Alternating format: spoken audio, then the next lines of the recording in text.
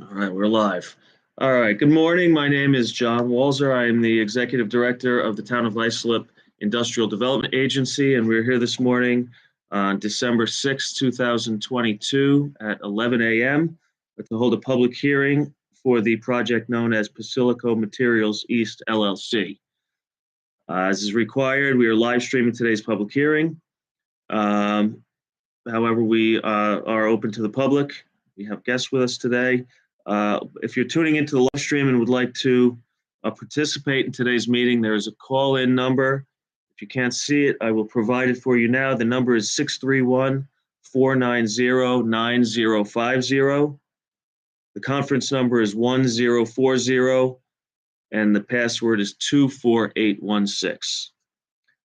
Okay, now rather than read the notice of public hearing in its entirety, I will instead offer a brief summary of this project and then open the meeting up or open the hearing up to questions and or comments. This project, Posillico Materials East LLC, involves the acquisition and modernization of a fixed-based asphalt plant and recycling facility at Furrows Road in Holbrook, New York. 555 through 655 Furrows Road in Holbrook, New York. The company contemplates upgrades to the equipment and to improve the efficiency of the plant while simultaneously reducing noise and air emissions, fuel consumption, and aggregate waste. Also contemplating are the installation of buffers to improve the aesthetics of the site from the street and further reduce noise emissions to the local residents. This project represents a $9 million capital investment and the retention of 11 full-time employees. The agency contemplates providing financial assistance to this project in the form of sales tax exemptions and property tax abatements, all consistent with the policies of the agency. The public notice of public hearing references exemptions from mortgage recording taxes, although I don't believe that is going to come into play for this project, as the applicant is not putting mortgage financing on the properties. So at this time, I'll open the public hearing up to anyone who would like to comment and or question on this project. And we'll keep the meeting open until approximately 11:30. So, I don't believe anyone called in, but we do have someone here in the room. So, can I just take your name down and?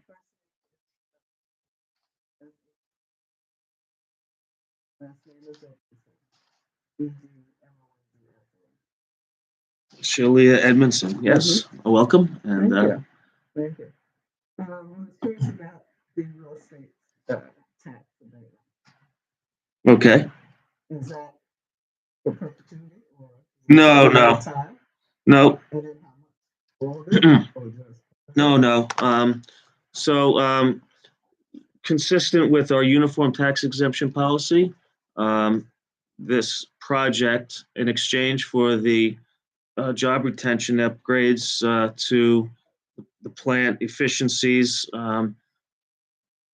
environmental benefits and so forth. In exchange for that, they'll be receiving our standard 10-year property tax abatement, which is not an elimination of taxes. They will be entering into a payment in lieu of tax agreement where in year one of the 10-year agreement, what we do is we take the assessed value of the property and cut it to 50%. So that's a year one of the payment in lieu of tax agreement. And then that discount goes away in 5% increments over a 10-year period of time. So by year 11, they're back at full assessed value.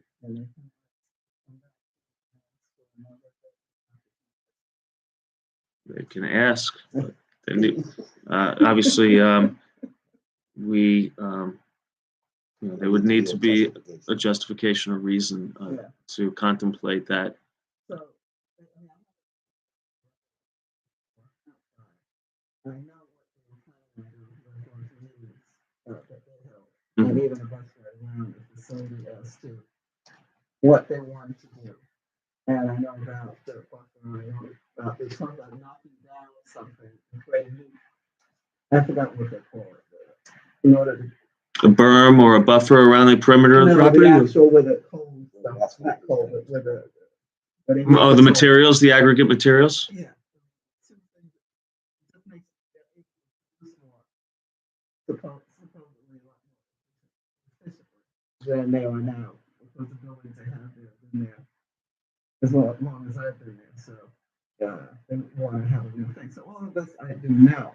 The only thing I'm curious about is when I went to the original meeting that they had, they said they're going to move it further away from the road. So what I'm trying to understand in the newspaper portion there, the notice, it talks about 18 acres, 18 point so and so acres that they need or they needed your help with. Now, the only help they want is tax off of the 18 acres, or do they own the 18 acres that they want to use for this new building that they're talking about? I can't really follow that. So my understanding is yes, they own that. Okay. That's what I didn't understand. There's an existing facility there. Mm-hmm. They're looking to replace that facility with a more. Okay. And I want to also build another building or something like that. That's not part. That was part of the application, but I don't think it's actually going to be. It was a part of our initial thought process, but it wasn't part of the financial figures that were submitted for the application. So that's going to be something that happens probably after. Okay. But they'll have to go through the same process. Those tall things, whatever they are. Correct. Putting in two new things. Correct. And then it's also, I thought they wanted, well, this is actually, so they're going to change the building, business building. Something to that. But that's not part, I don't think that's part of this application. That may very well happen, but it's not. It's not going to happen in the time frame that we decide. So, and the significance of that is if it was part of the application, then we would contemplate providing sales tax exemptions for the construction of a new building and so forth. But it's not being contemplated in this application, which is going to go before our board. I'm trying to remember everything. See, all I know is what was in the notice. So you guys probably know more than, obviously know more than I do about that. But I was just curious about that. And how long would it take? Once you, after this hearing, what happens next? Okay, so after this public hearing, this project goes before the Industrial Development Agency Board as a final authorizing resolution, which if it is approved, then in terms of our process, we can close on this transaction and actually take leasehold interest and lease back to the operating company. That's the mechanism in which we're able to provide assistance. So after the authorizing resolution, which will be before the board at the December 13th meeting, we can schedule a closing after that date, which I don't believe has been determined as of yet, but it can happen. From my perspective, anytime after that resolution is approved.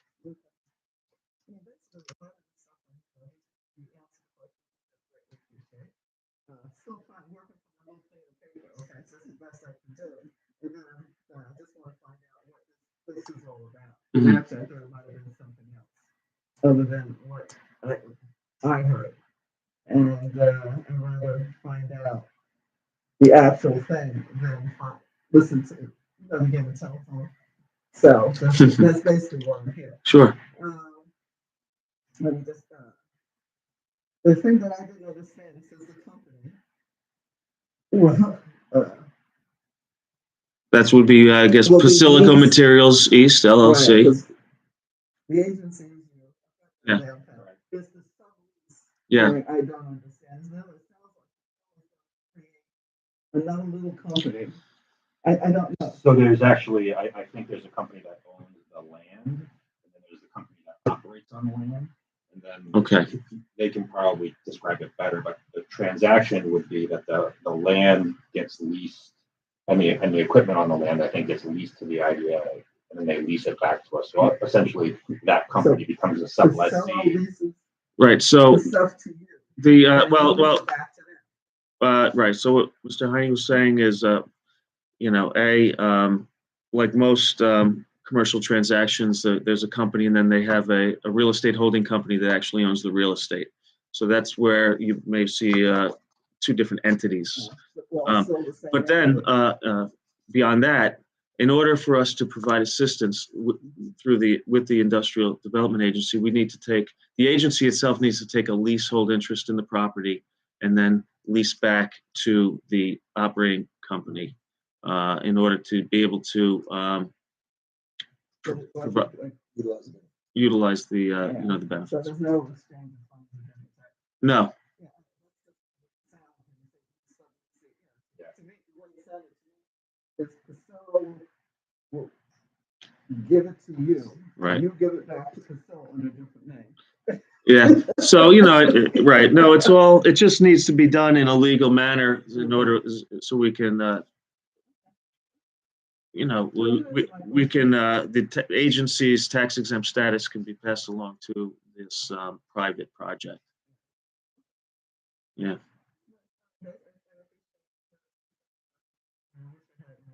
That's fine. Nobody bothered to call. If they come up later, I can give you my name and give you a Okay. call. I'm not part of the. I'm the attorney on behalf of the company. Yeah. So I may not have the answer right away, but I can always put you in touch with someone that can give you. Yeah. Okay.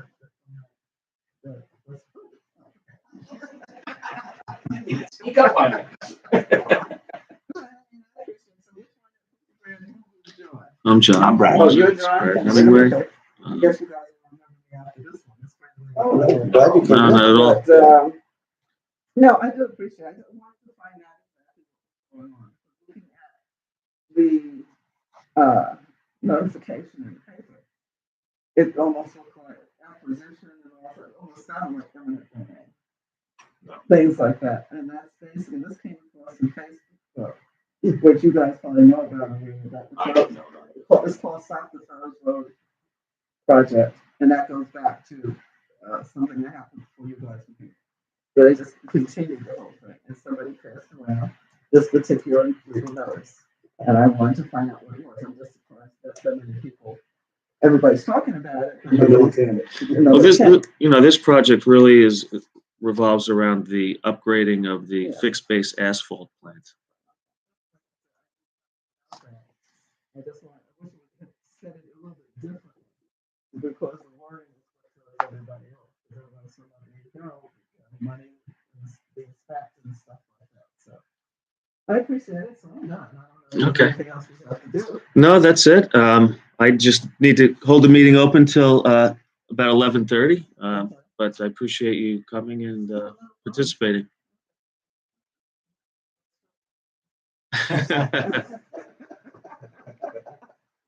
a nice holiday. Thank you. You too. Thank you.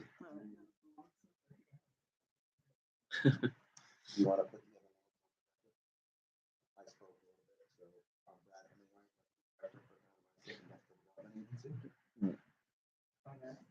Hemingway. Bye-bye. Yes, yeah, So we're joined today by a local resident who lives near this project, Sheila Edmondson, who commented and questioned some aspects of the project. Also with us today are attorney for the applicant, Jesse Heine, and Brad Hemingway, deputy director of the agency.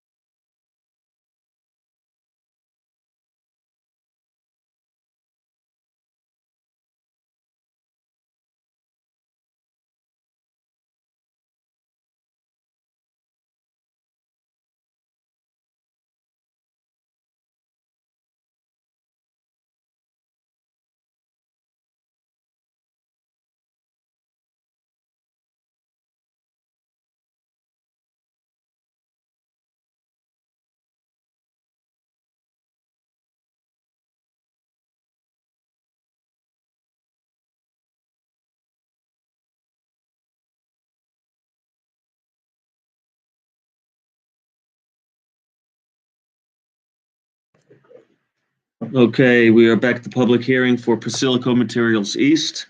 It is approaching 11:30. No participants at this time, so I am going to close the public hearing and sign off. Thank you.